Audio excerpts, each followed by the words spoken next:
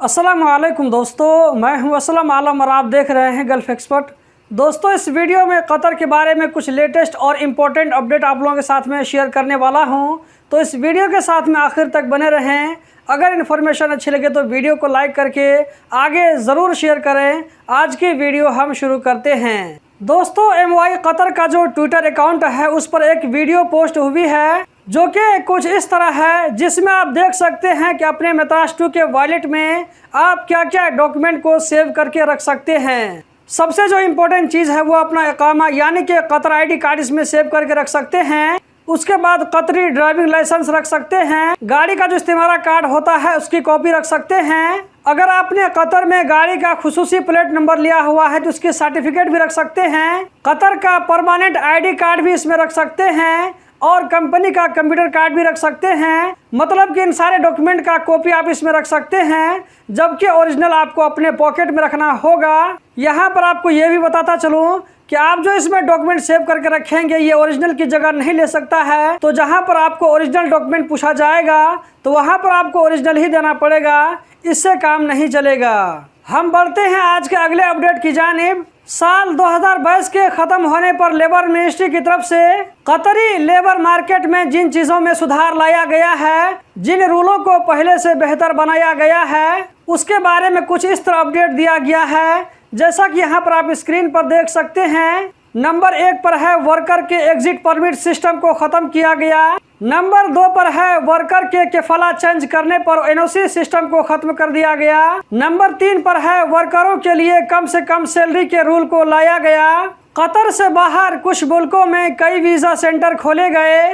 Number 5 पर है वर्करों की राइट्स की सेफ्टी के लिए फंड का इंतजाम किया गया। यहाँ पर आप लोगों को बताता चलूँ कि इस फंड से उन वर्करों की हेल्प की जाती है जिनके साथ कंपनी की तरफ से जुल्म हुआ हो। कोर्ट में साबित होने पर ही ये फंड वर्कर को दिया जाता है, जो कि आसान नहीं है। इसीलिए आप में से बहुत सारे वर्करों को इसके बारे में शायद मालूम नहीं होगा। इस फंड से वर्कर को जो भी कुछ दिया जाता है वो अमाउंट उसकी कंपनी से फिर ले लिया जाता है। नंबर 6 पर है वर्करों को धूप से बचाने के लिए हर साल इंतजाम किया जाता है, रूल लगाया जाता है। नंबर 7 पर है खुली धूप में काम करने वाले वर्करों के लिए ड्यूटी का टाइम फिक्स किया जाता है और बीच में वर्कर को रेस्ट दिया जाता है। नंबर 8 पर है वर्करों के लिए WPS यानी कि उनके बैंक अकाउंट में ऑनलाइन सैलरी ट्रांसफर की जाती है, इसका सिस्टम बनाया गया।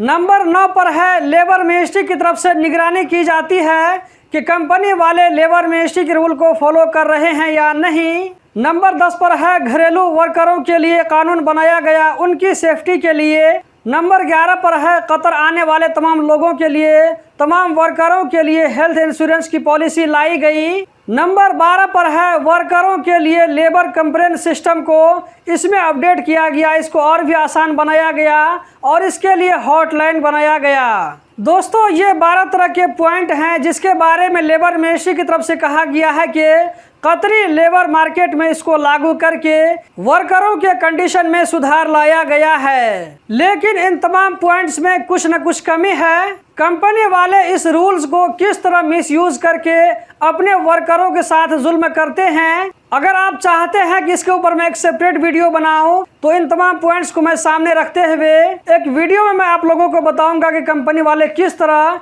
इस रूल को मिसयूज करते हैं। ये जो लेबर मिनिस्ट्री की तरफ से 12 पॉइंट बताया गया है, कंपनी वाले इसको कितना सही यूज करते हैं कमेंट बॉक्स में बताएं और कितना मिसयूज होता है वो भी कमेंट बॉक्स में बताएं, ताकि मैं जो अगली वीडियो बनाऊं तो उसमें मुझे आसानी होगी, क्योंकि मुझे उस वक्त स्क्रीनशॉट की जरूरत पड़ेगी। आप लोगों के नाम को रिवील नहीं किया जाएगा, आप लोगों के नाम को छुपाया जाएगा। दोस्तों, अगर ये वीडियो आप लोगों को पसंद आए तो वीडियो को लाइक करके आगे जरूर शेयर करें, साथ में YouTube चैनल को भी सब्सक्राइब करें। अगर आप इस वीडियो को फेसबुक पेज पर देख रहे हैं तो पेज को लाइक और फॉलो करें।